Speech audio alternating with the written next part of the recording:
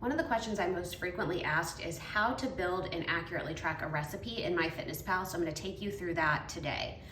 So what you're going to do is you're going to head into MyFitnessPal and go to the My Meals, Recipes, and Foods.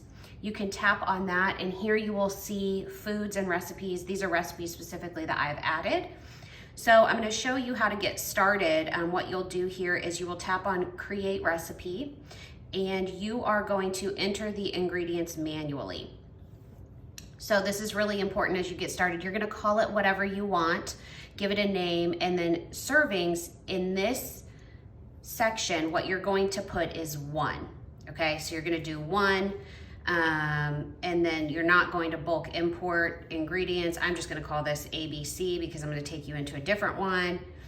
And then here is where you will start to add ingredients. So this is the other really, really important part of this process.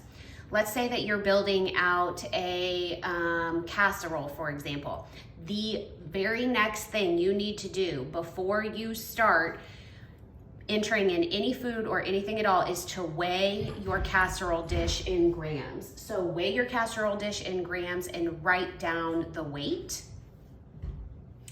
And you will need to write it down somewhere, put it in a note in your phone, because that's going to be important as we get to the next phase of this. So let's go to one that I've already added all the ingredients to, because in theory, you already know how to add ingredients in MyFitnessPal. So here's one that I've already added. So what I did was I weighed my container, wrote down the weight, zeroed out the food scale, put the container back on the scale, and then added each of these items. So as I went, I knew that my recipe needed 7.5 ounces of cooked chicken breast. So I added that in using the food scale. Then I zeroed it out, went to the next ingredient, zeroed it out, went to the next ingredient. So all of these things are being added in to this one container, okay? So at the end, what you're going to do is you are going to you're going to take the filled container off of your food scale, zero out your food scale, put the container full of all the food back on the scale and get the total weight. Write down what that weight is in grams. Then what you're going to do is take that full container's weight, let's just make up a number and call it 700 grams. And let's say your container weight that you weighed earlier was 100 grams.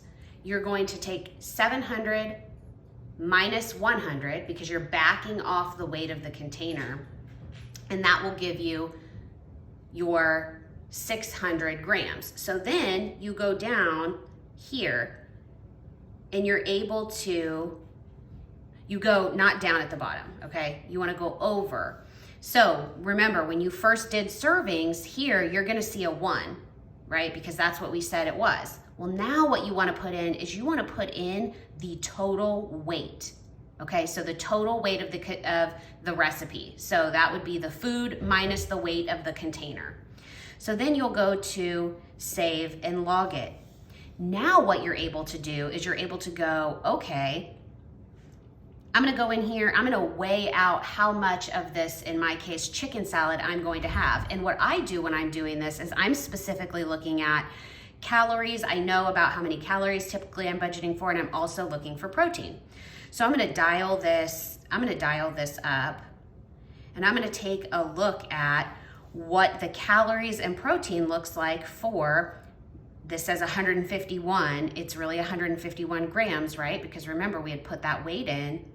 And you can log that. Now you can accurately log the serving that you're having. Let's say that you have more room in your calories and your macros, and you go, I'm having this for dinner, so I know that I need some more calories and macros. I'm gonna actually dial it up to 180 grams. Now you're able to accurately save and log that, and you'll see it in your food diary for the day.